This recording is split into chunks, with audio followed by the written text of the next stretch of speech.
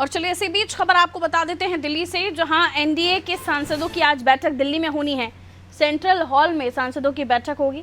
CM, deputy CM राज्यों के मौजूद रहने वाले हैं और इसी के साथ तमाम एनडीए के सांसद हैं वो अपने नेता के नाम का चयन करेंगे, यानी पीएम के नाम का चयन करेंगे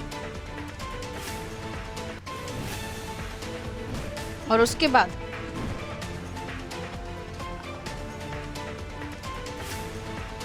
मुमकिन है कि कल यानी 8 तारीख को प्रधानमंत्री पद की शपथ पीएम मोदी तीसरी बार ले सकते हैं। तो संसदीय दल का नेता चुना जाएगा नरेंद्र मोदी को, जिसके बाद तीसरी बार वो पीएम पद की शपथ लेंगे और इसीलिए दिल्ली में तमाम राज्यों के सांसदों की बैठक बुलाई गई है।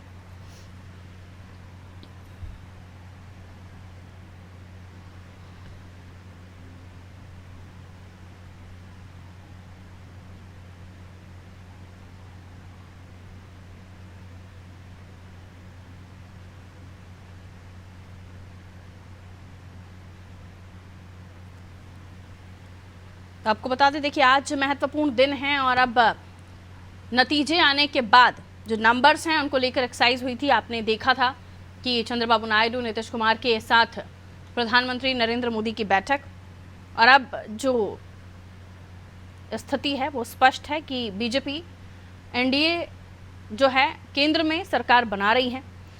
पोर्टफोलियो किसको क्या होंगे, किस राज्य में किसे मिनिस्टर बनाया जाएगा, ये अभी आने वाले समय पर स्थितियां स्पष्ट होंगी, लेकिन जो प्रक्रिया है उसके तहत आज तमाम राज्यों के सांसद मौजूद रहेंगे एनडीए संसदीय दल की बैठक में, एनडीए सांसदों की बैठक में, और उसके बाद नरेंद्र मोदी को तीसरी बार नेता चुना जाएगा।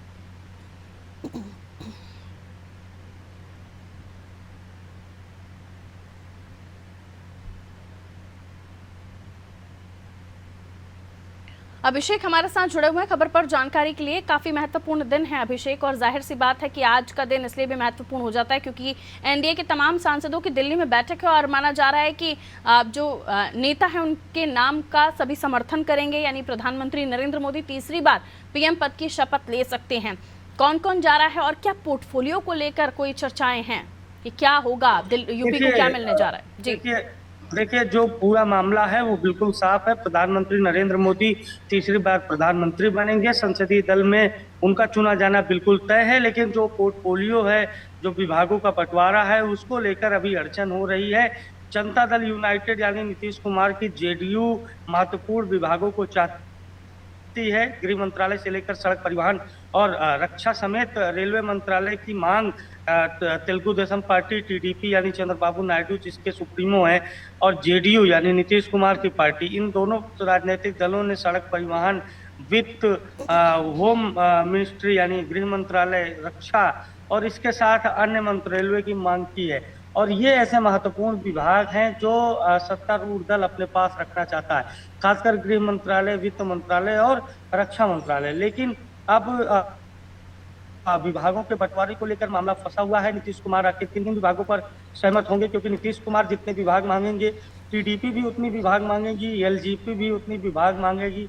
तो जो तमाम सहयोगी हैं उनकी भी अपनी अपनी महत्वाकांक्षा है। लेकिन फिलहाल आज ये तय हो जाएगा कि नीतीश कुमार और तेलुगु देशम पार्टी को क्या विभाग मिलने वाला है और कितने जो उनकी महत्वाकांक्षाएं हैं वो कितने विभागों तक सीमित रहती हैं या और बार्गेनिंग करते हैं बीजेपी से, ये देखने वाली बात होगी। लेकिन फिलहाल 11 बजे संसद के सेंट्रल हॉल में सांसदों की बैठक है और प्रधानमंत्री नरेंद्र मोदी का तीसरी बार संसदीय दल का नेता चुना जाना बिल्कुल तय है। बिल्कुल, और ऐसे में नजरें बनी हुई हैं कि क्या कुछ अब तस्वीरें निकलकर सामने आती हैं और वहाँ पर जब मुख्यमंत्री की भी मौजूदगी होगी तो ये भी देखना होगा। हालांकि उत्तर प्रदेश के लिहाज से ये भी महत्वपूर्ण हो जाता है क्योंकि इस बार सीटें घिरी हैं, नंबर्स कम आए हैं यूपी के। अभिषेक, तो जाहिर सी बात है कि मुझे लगता है कि जो पहले numbers of minister Uttar Pradesh से थे उसमें भी कमी देखी जाएगी और अब सांसदों की मौजूदगी, क्या इस प्रक्रिया के बाद, क्योंकि अब आज नेता चुना जाएगा प्रधानमंत्री नरेंद्र मोदी को, जिसके बाद जो प्रक्रिया वो पूरी हो जाएगी, क्या इसी बैठक के दौरान या आज या कल के दिनों में पूछा भी जाएगा कि यूपी का बिगड़ा हुआ परफॉर्मेंस, योगी आदित्यनाथ क्या जवाब देंगे इस पर? जो प्रदेश अध्यक्ष हैं, हालांकि वो तो नहीं मौजूद होंगे, मुख्यमंत्रियों की मौजूदगी होगी। देखिए, इस पर संगठन को जवाब देना है।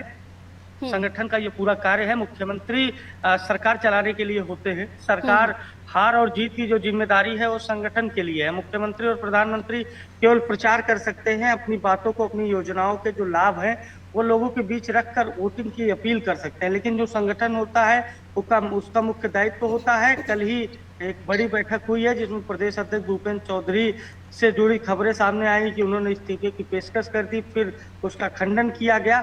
तो कुल मिलाकर जो संगठनात्मक बैठकें हैं, जो वैचारिक दौर चल रहा है, जो मंथन हो रहा है, वो सब कुछ हो रहा है। रही बात मुख्यमंत्री योगी आदित्यनाथ की, तो मुख्यमंत्री योगी आदित्यनाथ से भी रिपोर्ट ली जाएगी, उनसे भी पूछा जाएगा कि हार का कारण क्या है। लेकिन हार की जिम्मेदारी मुख्यमंत्री योगी आदित्यनाथ की नहीं है, हार की जिम्मेदारी संगठन की है, क्योंकि संगठन पिछले 5 सालों से लगातार रणनीति तैयार कर रहा था। रही बात उत्तर प्रदेश में मंत्रिमंडल में लोगों को शामिल करने की, तो देखिए उत्तर प्रदेश में पिछली बार से अधिक की संख्या में मंत्री बनाए जाएंगे केंद्र में, क्योंकि 27 का चुनाव है, विधानसभा का चुनाव है।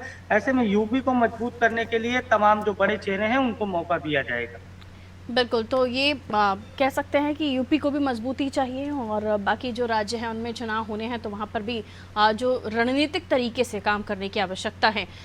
देखते हैं आने वाले समय पर इस पर लेकर क्या होता है। लेकिन आज जो सांसदों की बैठक है उसको लेकर हम अपने दर्शकों को जानकारी दे रहे थे। लौटूंगे अभिषेक आपके पास, अगली खबर पर आपसे चर्चा करेंगे। तो देखिए, आज सेंट्रल हॉल में दिल्ली में एनडीए के तमाम सांसद मौजूद होंगे। जो बीजेपी के साथ जुड़े हुए एनडीए के घटक दल हैं उनके सांसदों की मौजूदगी भी रहने वाली है। राज्यों के जो सीएम हैं बीजेपी शासित राज्यों के, और तमाम जो मुख्यमंत्री एनडीए से जुड़े हुए हैं उनको भी वहां पर बुलाया गया है। और जो प्रक्रिया है उसके तहत दल का नेता चुना जाएगा, एनडीए का नेता चुना जाएगा। पीएम मोदी को और प्रधानमंत्री नरेंद्र मोदी तीसरी बार शपथ लेंगे।